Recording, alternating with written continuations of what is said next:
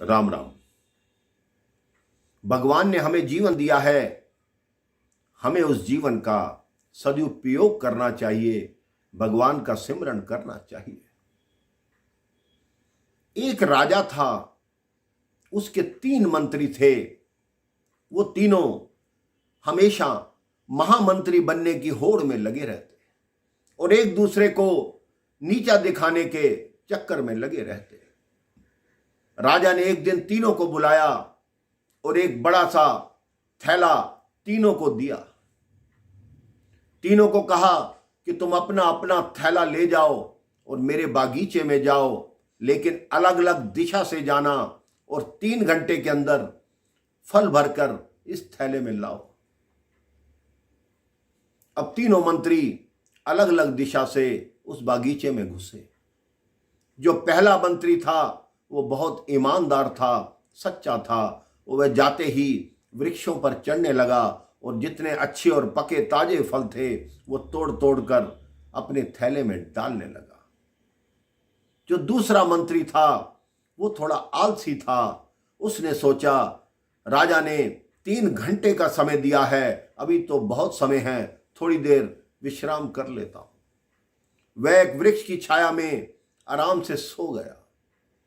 जो तीसरा मंत्री था वो बहुत तर्क करने वाला था, प्रपंच करने वाला था।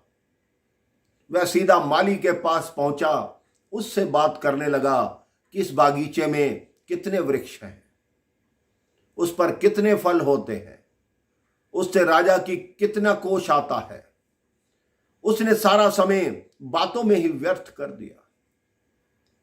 वो दूसरा मंत्री जो आलसी था, उसने देखा ये तो समय पूर्ण होने वाला है। वो उठा और उसने सोचा कि अब पेड़ के ऊपर चढ़ने का समय नहीं है। जितने फल नीचे गिरे हुए थे, कुछ साफ थे, कुछ खराब हो चुके थे, उसने अपने थैले में भर लिए।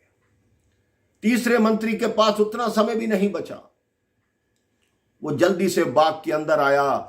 जो फल आलसी व्यक्ति ने छोड़ दिए थे, जो बिल्कुल सड़ चुके थे, उसने अपने थैले में वो फल भरे, कुछ मिट्टी भरी, कुछ पत्थर भरे और लेकर तीनों राजा के समक्ष पहुंच गए।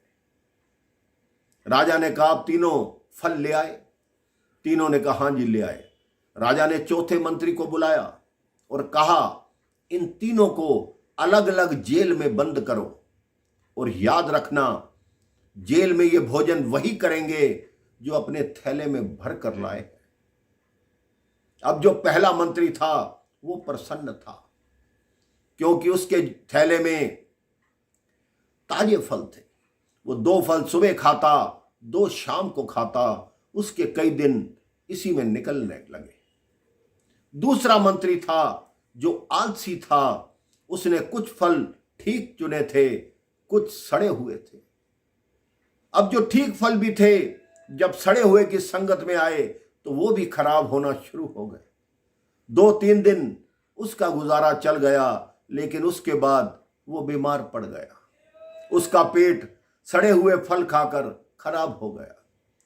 तीसरा मंत्री जो बिल्कुल सड़े हुए फल लाया था और बाकी मिट्टी और पत्थर भर कर लाया था, उसने एक दिन उन सड़े हुए फलों से गुजारा किया। दूसरे दिन उसके पास खाने के लिए कुछ भी नहीं था। दूसरे दिन वो भूख से व्याकुल हो गया और आवाज लगाने लगा कि मैं भूख से मर जाऊंगा, मुझे कुछ खाने को दो, मुझे कुछ खाने को दो। आप ये सोचिए कि ये संसार एक बगीचा है। भगवान ने हमें 100 साल का थैला देकर भेजा है। अगर हम अच्छे कर्मों के फल उसमें भरेंगे तो आपका जीवन अच्छा होगा। अगर हम आलस से करेंगे, प्रमाद करेंगे, तो आप कुछ टाइम सुखी रहेंगे, लेकिन उसके बाद दुख ही दुख है। लेकिन अगर आप तर्क और प्रपंच में पड़ेंगे, भगवान की तरफ ध्यान ही नहीं देंगे, तो आपका जीवन बीमारियों में ही जाएगा। आपके किए हुए पुण्य फल रूपी आपको फल देते हैं, हमेशा आपको सुखी रखते हैं। आपका कोई भी पुण्य व्यर्थ नहीं जाता।